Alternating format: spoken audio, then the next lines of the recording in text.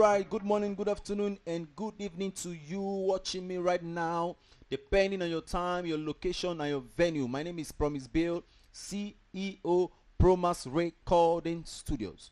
I am here with another update. Of course, you know I am always here to update you on the latest things I use for my mix. It can be helpful to some people, not everyone. If it's helpful to you, please share, like, comment, and subscribe to this video. And good news, I have the latest FS Studio 24 for 10 users. All you need to do is to share this video and comment I need it. Latest FS24 for free. I will give it to you for free. Just drop your email and I will update it to your email or your Gmail address. Thank you for subscribing. So today we are going to be learning how to distinct your bass from the mix. It's not how to separate. You're not supposed to separate your bass from your kick. They're supposed to work hand in hand. But in the midst of that, the bass can be heard clearly in the mix. So there are one or two techniques that you can use to achieve that. While growing up as a producer, I was always having this issue. I'll do a song, and by the time I start to play the song, I can hear the bass. After the mix, I can no longer feel the bass. I can't separate the bass. I can't pick the notes of the bass from the mix. And I was like, what's going on? What's happening? Until I learned this secret. So without wasting time, let me show you right here. Like I just played a song. It's a simple song, an Afrobeat song, and it's a live bass. So let's solo the bass. Now I have my bass here. This is the bass on track 2. Let me just solo it.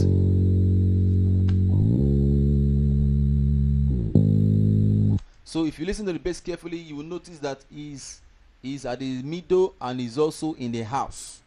It means he's also surrounded. So it is full and it is still in the middle. So what did I do? Let me put off all the other plugins so you can hear. This with the plugins on.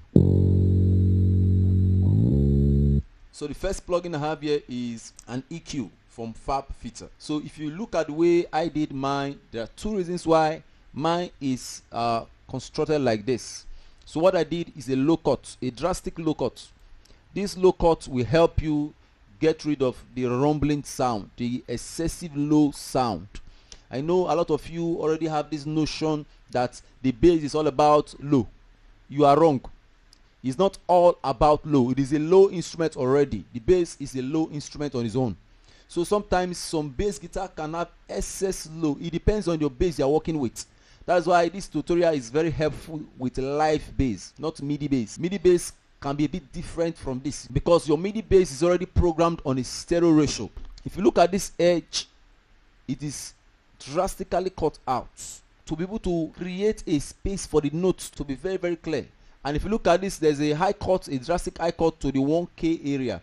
This will help two things. It will help remove some noise and it will also help remove white noise. This first stage will help you kill it. This mid part that I separated out will give me a distinct sound. Now this space, while working on your kick, leave this space open for your kick. So the reason why I do a cut on this part is to give the kick this space or this room to breathe. You can see simple logic. Hey, try this and thank me later. In the first place, do not worry about the weight of the bass. Don't worry about that in the first instance. All you need to achieve first is to achieve a distinct clarity from your bass first. We should be able to pick the notes in the bass clearly, so you can solo it to a point where the basses hit some high notes if it can be clear enough. So the second thing here is my FabFilter compressor 2. What I did here is simple. I just go to the presets and look for bass and look for a very good preset and adjust it. That is the way I work. Smart work, soft work. So I'll go for upright bass groove or sometimes a DI attack enhance. That's what I use. When I click it, I will play the bass to feel it.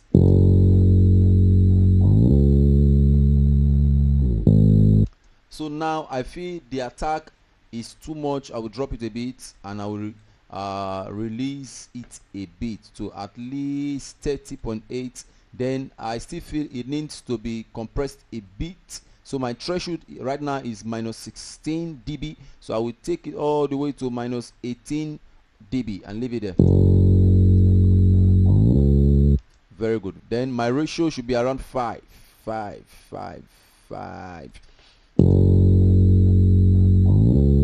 Very nice. So this will depend on the sound of your bass originally. Every bass comes with different sound depending on the manufacturer or depending on the tone the bass came with. Understand your tone and know how to regulate it. So without wasting your time and your data, the third thing here is my Pro MB. What I use this to achieve is to cut out some frequency and boost some frequency and probably even compress them. So this software is 3-in-1. Is a booster, is a compressor, and is a de-esser also. It is called Pro MB from FabFilter. If you need this family plugins, I can also send it to you in the comment section below. And the good thing about this plugin is you can solo any portion of the frequency to hear that particular frequency distinctively. So I will solo this and play. You can barely hear it because I've keyed it from the other end. So I'll boost it a bit here and I will increase the attack a bit. Good. If you listen carefully, I will advise an headphone or an earpiece on this particular tutorial. So if you listen carefully, you hear it on a very mild low end. So I will go to the next frequency, which is around the 100 area. Oh my God, this is the frequency I need. This is the one I need most. So if you look at it, it's one that is the highest among all of them. So I will release the attack a bit. So I'm going to release it a bit. As you can see, the frequency is compressed. This is why I love these plugins. I can compress that frequency that I need to any level. So let me open the release a bit. Let's hear both. You can see in order to add any frequency, you can see the plus sign. Just click it. So the third one is in my 500 area. Okay, now this frequency is needed for your string 2 and your string 1. So there is a way you will cut out and cut out. The only part of the bass that will be relevant is your string 3 and your string 4. So if the basis invariably is a spontaneous basis and he tends to move around most times, once he moves around string 2 and string 1, that means that those portions will not be heard in the mix. So be careful how you do your cut. So on this part, you can see that I just have to reduce my output a bit, release it, then I will always draw my threshold to at least -60 to compress that frequency so that it will not fly too much. So let's hear it. Let's hear both. You can see it. So any move within the string 1 and string 2 will be heard clearly. So the last one I did here was around the 1K area.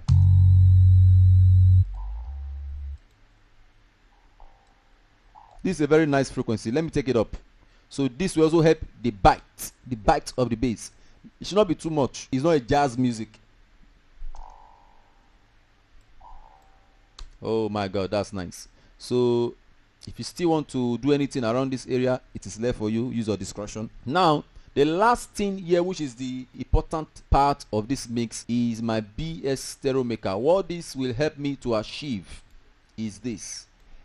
I need a plugins that will help me, a stereo plugins that will help me narrow the bass to the middle of the mix and also spread it. It's a trick I use. It might not work for you, it's fine, but it works for me every time. There is no way the bass can be hidden. It will give the bass a distinct level. It will put it in the middle and put it in a way, even if you increase the pad, increase other instruments, it still cannot swallow the bass. So let's hear it. Now this is a default way.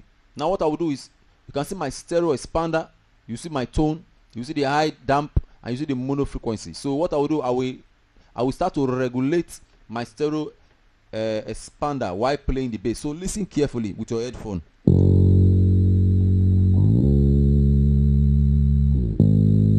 You can see it's expanding. Let's take it all the way to 3. You can see when it got to 3, it became more narrow, and at the same time it is still spreading. If you listen carefully, let me take it back to 1. Listen. If you leave it at 1, the bass might likely be swallowed because it's already around the mix, and probably your pad will still be at that level, your keyboard will be at that level, so the bass will not be hard. but if I take it all the way down to 3, so it is both at the bottom, it is at the depth of the mix, and it is still spreading.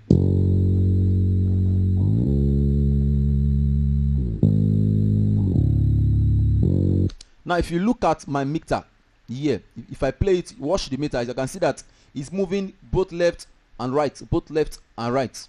So it means it has been converted from a mono to a stereo movement. It cannot be hidden. Listen again. Watch this level. You can see it here too. So another thing you can do is you can solo the mono frequency, you can solo the stereo frequency to be sure that you are right on track. You can also solo the left and right frequency. So let's start with the mono. Listen carefully. Now the stereo. You can see, listen, left and right. So everything is working to achieve this aim. And right now, let me put on the drum and the kick together, and let's hear the bass and the drums together.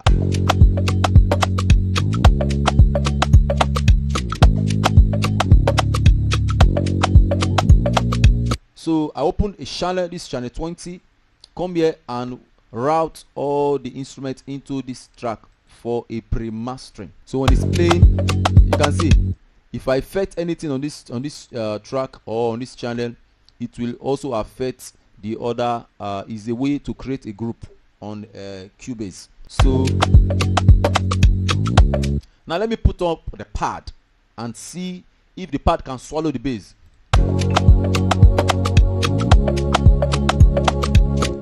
It can never. In fact, let me even increase the pad to the end. Are you see what I'm talking about? It cannot swallow the bass. Now let me put up other instruments and see if the bass is still going to be hidden.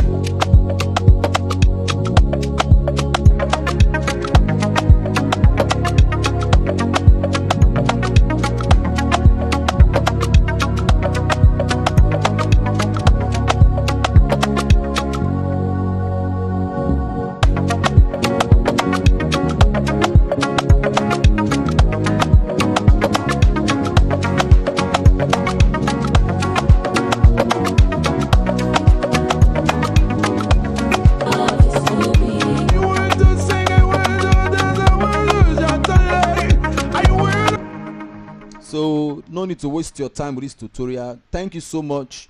If you have gained something, please, I love to see your comments. If you do not agree or you have a different point of view, I would still love to hear it on the comment section. I would love to see it in the comment section rather. And also, like I said before, I have the latest FS Studio 24 for free for the first 20 or 10 users that we share this video, that will help us reach 1,000 subscribers. We beg you, support our vision, support what we do, and the Lord bless you. I will see you in the next tutorial. Thank you.